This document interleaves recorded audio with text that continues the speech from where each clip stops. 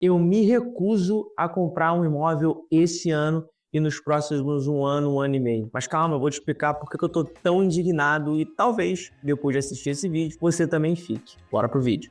Antes da gente começar, eu queria pedir para você deixar o like aqui embaixo e se inscrever no canal, se é a sua primeira vez por aqui. Lá a gente fala de negócios, investimento, empreendedorismo e afins. Então deixa o like, se inscreve no canal e ativa as notificações para não perder nenhum dos nossos próximos conteúdos. Fiz algumas simulações e após essas simulações, vocês vão entender do porquê que eu fiquei um pouco mais indignado. E não é impressão sua, mas nos últimos 5 anos vem ficando cada vez mais complexo, desafiador e quase impossível, né, o brasileiro conseguir conquistar a sua casa própria. Vamos voltar para o ano de 2019. Lá eu peguei um imóvel de R$500 mil, dei uma entrada de 20%, que é a regra ali básica para a Caixa Econômica Federal na época em realizar esse financiamento. E não se esqueça que a Caixa Econômica Federal ela é a principal instituição financeira que realiza crédito para financiamento imobiliário, né? Existe ali um crédito subsidiado pelo governo, e aí você vai pegar o restante desses 500 mil, ou seja, você deu 100 mil de entrada, você vai financiar o resto, R$400 mil. R$400 mil financiados a um prazo de 30 anos a uma taxa de juros de 6,5%, que era a taxa de juros para financiamento naquela época, você vai ficar com uma parcela em torno de R$3.200.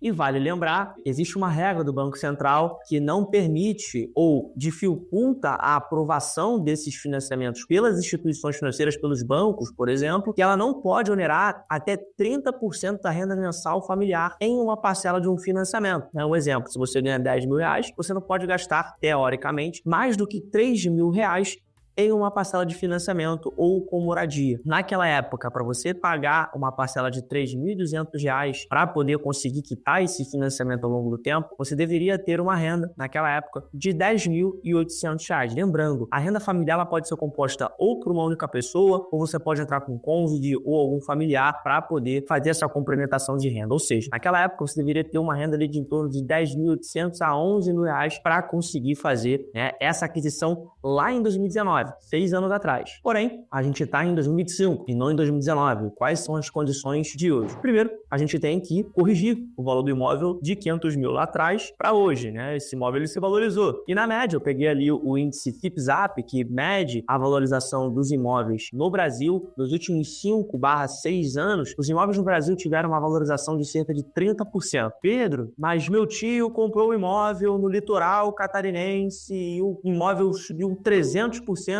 em 6 meses. Pedro, o meu imóvel perdeu o valor nesses últimos 5 anos. Obviamente que é o seguinte, é uma média. E aí, claro, a localização, ela vai impactar muito, né? E você precisa entender as particularidades de cada imóvel, qualidade, jurisdição e afins. Mas, na média, os imóveis valorizaram em torno de 30% nos últimos 6 anos. A partir disso, você pega aquele imóvel de 500 mil lá atrás, em 2019, hoje você está falando de imóvel, na média, valendo R$650 mil.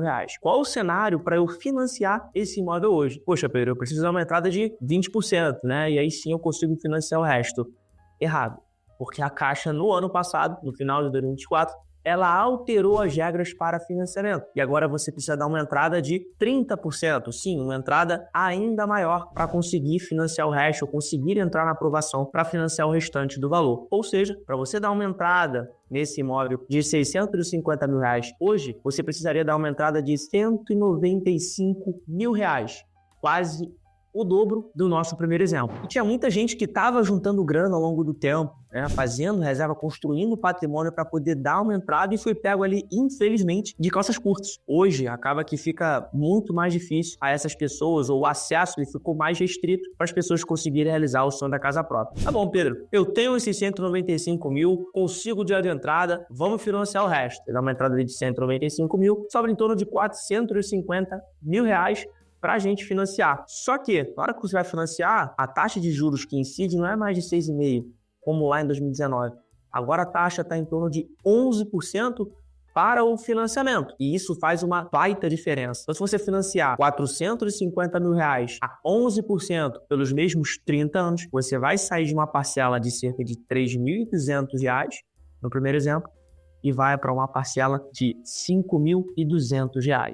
Veja só, você vai pagar uma entrada de R$95 a mais, vai ter uma parcela de R$2.000 a mais e vai financiar um valor muito maior para comprar o mesmíssimo imóvel do que há 6 anos atrás. Mas calma que eu ainda não acabei. Lembra aquela regra do Banco Central que limita ali até 30%, né, o orçamento das famílias para o financiamento imobiliário? Para uma família conseguir arcar com as parcelas de R$ 5.200, que é a parcela do novo financiamento, agora em 2025, a família deveria ter uma renda média mensal em torno dos R$ 17.500. E sabe o que isso significa? Significa que se você não comprou o seu imóvel nos últimos 5 anos, muito provavelmente você não vai comprar o seu imóvel agora e nos próximos anos, justamente porque as condições financeiras estão muito mais adversas, complexas. E a gente sabe que a taxa Selic, que é a taxa de juros do Brasil, que parametriza todas as outras taxas de crédito no mercado, como o financiamento imobiliário, por exemplo, que é medido ali pelo ICC, que é o índice do custo de crédito. E para quem viu o meu último vídeo da taxa Selic, entende muito bem a correlação entre eles dois e os impactos da taxa Selic nesse índice de custo de crédito de maneira geral. Tá entendendo que essa taxa Selic ela vai continuar subindo e vai deixar essa taxa de financiamento ainda mais cara, impactando não só as parcelas, mas consequentemente impactando também a necessidade de ter uma renda ainda maior para ser aprovado num financiamento, num cenário que a gente está vendo que está cada vez mais incerto à frente. Não está fácil comprar um imóvel agora em 2025 e muito provavelmente também não vai ficar mais fácil em 2026. Porém, você que tem uma reserva guardada, você que possui um patrimônio líquido relevante, que busca comprar esse imóvel, presta bastante atenção. Nos próximos 2, 3 anos, a gente pode ver bastante oportunidade à frente, justamente porque a economia ela é cíclica. Se a gente está entendendo que a demanda por imóveis ela tende à frente a ficar cada vez mais desaquecida, a necessidade das pessoas que já possuem imóveis, ou até as empresas, as construtoras, por exemplo, que precisam fazer com que o seu negócio gire, precisam vender esses imóveis, e até as pessoas que precisam também, por conta de liquidez, emergências e afins, você vai entender que sem demanda e tendo muita oferta, muita disponibilidade de imóveis, esses preços eles tendem cada vez mais a baixarem, né? E as pessoas vão começar a aceitar valores menores, porque você não vai ter demanda. Se você precisa vender, você começa a fazer, né, ofertas melhores para poder conseguir vender aquele bem o mais rápido possível. Então pode abrir-se uma janela de oportunidade bastante interessante nos próximos 2, 3 anos para quem quer comprar um imóvel. Já você que não possui reserva financeira, não possui capacidade de comprar um imóvel hoje, existe ainda mais a necessidade de você começar a poupar patrimônio, você começar a fazer a reserva financeira, para aí sim,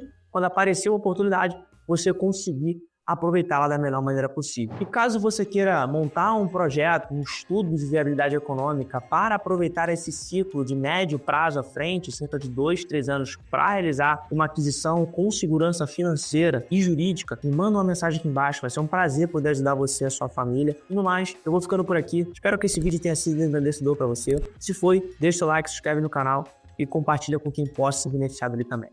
Meu nome é Pedro Muccioli e esse é o Multivalor.